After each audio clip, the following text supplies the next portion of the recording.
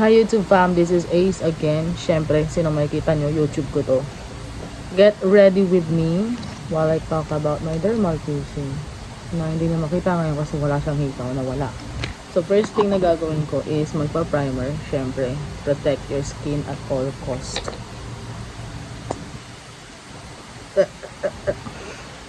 Ang gamit ko pa rin primer is from Spotlight na bigay ng pinsan ko.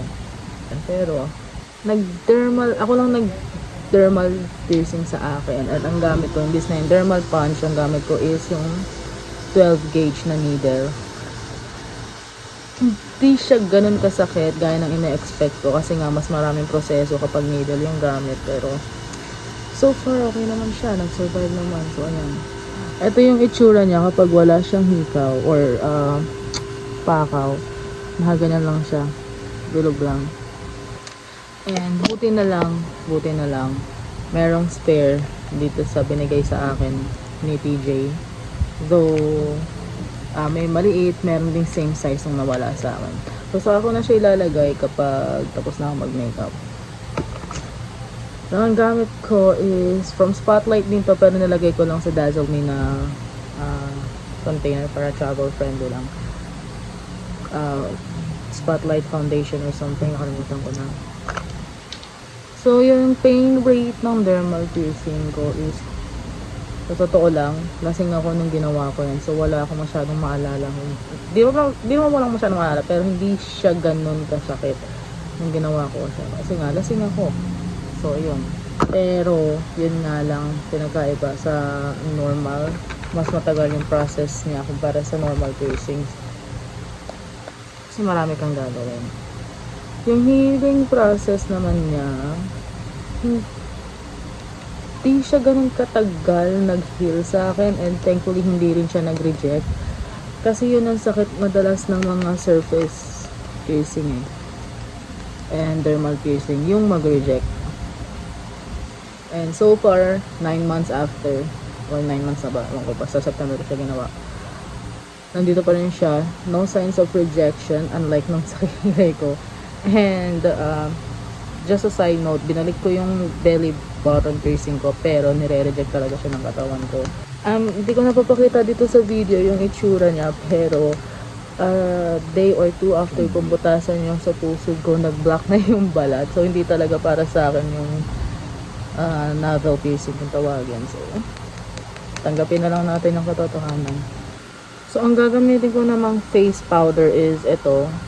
Tagal na nito. Nadurog na siya actually. Kasi hindi ko alam bawat. Nalaglag siguro. Hindi ko alam. Pero yeah, durog-durog na siya. Okay lang. Nalagay ko siya lang all over my face. Para mag-set yung foundation. And maraming places pwedeng ilagay ang dermal piercing. Hindi lang siya sa cheek. Pwede rin dito sa forehead or pwede rin sa dito. And then meron din naglalagay sa likod, sa may dimple ng likod. So, if you know what I mean, may naglalagay din doon. Pero it's not really recommended sa other parts kasi nga prone siya sa rejection, especially kung ilalagay mo siya sa part na palaging nagagalaw. And ang presyo ng dermal piercing hindi bababa ng 1,000. So, kung gagastos ka ng ganong kalaki, pag-isipan mo mabuti, kasi syempre sayang. So, after ko mag-face powder, maglalagay lang muna ako ng lip oil para pag-apply ko ng lipstick mamaya, hindi na ganun ka-dry yung labi ko. At saka ito rin yung isipin nyo kapag na-dermal kayo. So, since naka-embed siya sa balat nyo, and ito yung itsura nung nakabaon sa balat nyo, okay? May mga butas-butas yan, and ang purpose ng butas na yan is para dyan tumubo yung laman para magstay sa balat mo yung hikaw. So, kailangan may consider yung presyo, and gusto mo ba talaga siya, kasi pag ni-reject yan or tinanggal mo yan, mag-iiwan ng peklat yan, especially kung ilalagay mo siya sa mukha mo and ayaw mo ng may visible scar sa mukha mo. So, pag-isip ka. Ano pag-isipan mo mabuti yung mga gagawin mo kapag ayaw mo ng visible scar sa mukha mo. Ayan, hanggang mag-blush on na ako. Ito, nakuha ko. Stop. Shoplift yan. Binili ko to sa Novo. 50 pesos lang siya. Medyo nung una, nahirapan lang ako. Kasi syempre, sanay ako naman lang ano sa mukha. Yung pag naghihilamos ka and all that. Pero nakapag-adjust naman din. At buti na lang kamo nakapag-adjust dahil magre-reject yan kapag paulit-ulit na nasasabi. Isa pa yun sa pwedeng ko. So, kailangan mo yung mag-ingat talaga as in. Kaya lang marami na lagay na lip oil. Anyway, ang mamaskara na ako, ang gamit ko is from Ashley Shine. Nagmamaskara ako ngayon kasi natamad ako maglagay ng false eyelashes. Kasi nakakatamad eh.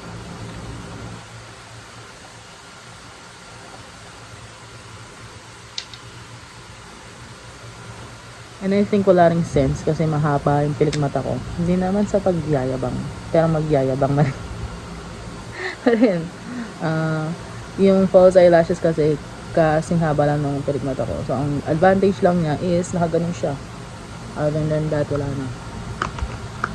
And magkikilay na ako pag nakita ko. Yun, sa isang bag. Ang gamit kong pangkilay is yung O2O Tinted Brow Soap. So, gusto ko siyang, well, proper talaga na paggamit ng brow gel or soap is like this. And then you're gonna do that. Pak! Nakilay ako. See? Nakilay ako bigla. Sabi kasi ni Lord, pag pinanganak ako na may makapal na kilay din, masyado na akong perfect. So, ganito lang daw. Gago! Nag-iiwan siya ng stain. Nakita niyo naman. Feng na feng. Pero, gusto kong mag-matte lipstick ngayon. Ang gamit ko is from EB Matte Liquid Lipstick in the shade Soft Cinnamon. And, lastly, ilalagay ko na yung pakaw nung dermal ko. Buti na lang talaga, meron akong extra.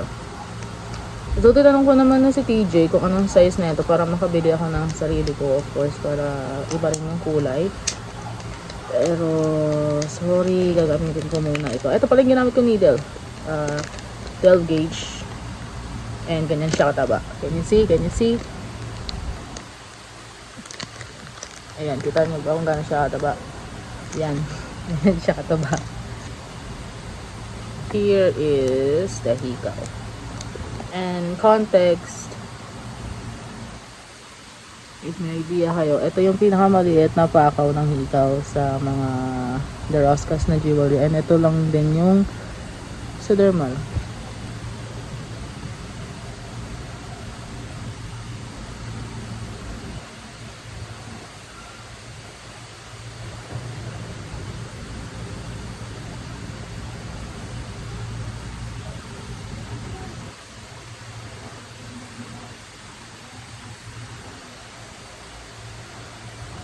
Yun.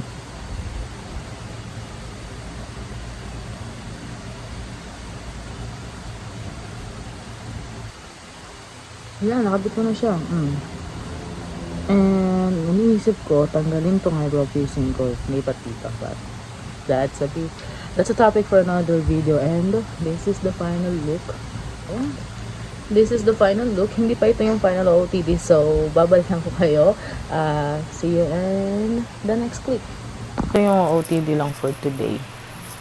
Canvas sneakers. T-shirt. Tapos yung jewelry na nabili ko doon sa may... Binili ko sa Divisoria. And yung quintas na gawa ko lang. So, yeah.